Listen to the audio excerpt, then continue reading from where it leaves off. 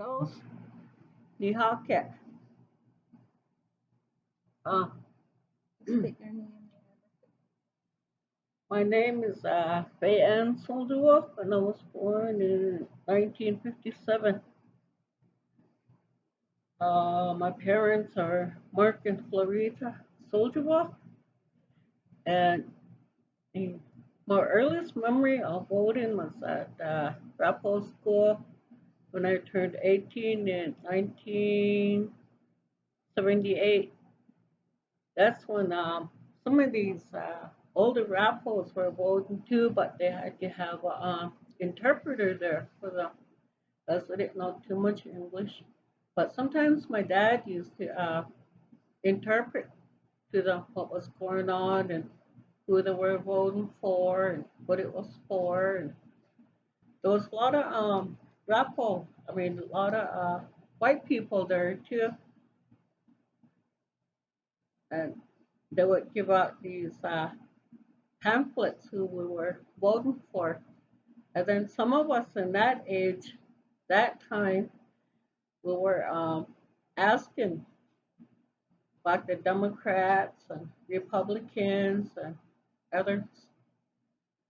So these white people would say, okay, this is who you're going to vote for. Then me and these other girls would stand there like, how come there's never hardly any white girls that are running for these offices that time when they were already 18, 19, 25 years old? So as years went by, I noticed that these Ralph girls start stepping up to the plate like, okay, let's try and do this and let's try and vote and to be counted. And so our kids can be counted too. So when I got back to the high school that week, all these white kids were saying, oh, you Rappos, how come you voted for this? How come you voted for that? But we were trying to explain to them. So, as a female voter at that time, at a young age, what type of feelings did you have being able to vote? At that time, the feelings were um, like uneven. Like, are we going to be counted? Why are we voting for? Or who are we voting for? But my feelings at time was kind of like um, uneven, or but it was good for everybody to vote so we could be counted. And our my feelings were like, okay, I'm gonna vote, and I hope my vote counts in a good way, and I hope that things turn out for everyone and things like that. So, what are some experiences you want to share other than voting? Is there any other experiences that you remember about your parents or grandparents at that time about voting? Well, that time on voting, my parents would tell me, you get out there and you vote because you are going to be counted at that time and you're going to be counted for what you're going to do, what you want to accomplish in your life and your education. So that way, all that finances or schools or teachers, whatever. And then as I went to school and worked, that's when things started changing. And then that's when my feelings started changing too, like education wise for our kids. Because I was a teacher before too at Ralph School, and it had a lot of different feelings there too.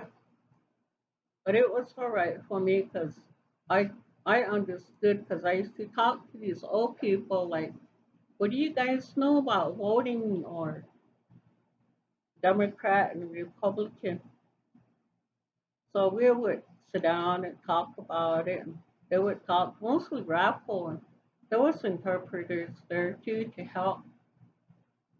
That was in 78, 79, and 80, which was good. I liked it that time because all feelings at that time was all like intertwined. Is there anything that you remember about your grandpa's or your other grandpas at that time about voting? Yeah, our Grandpa Scott, he was really good on that because he used to read a lot and he knew a lot of people from Cheyenne, Wyoming, and Washington, D.C., and he would tell the younger kids, you kids have to go out and vote.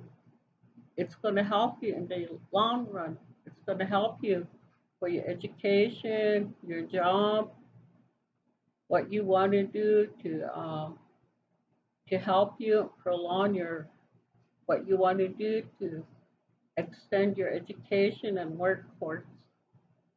And these other old grandpas and grandmas would say the same thing. You younger kids have to pick up what what you want to do to help the tribe and yourself and your families. So that's where a lot of us start learning how to talk Rapo. It wasn't written or anything. We had to sit and listen. And reason why we had to sit and listen and ask questions because we had this whip woman there too. This whip woman would go around. You kids better sit down and listen. But she said that in Rapo too. And that's when we really had to understand too.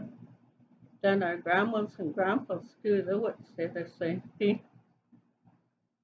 So that's how I grew up, like in a strict way, in a strict manner. And this voting process, it was all right. It was good in the long run. And now we're still voting Democrat or Republican or partisan.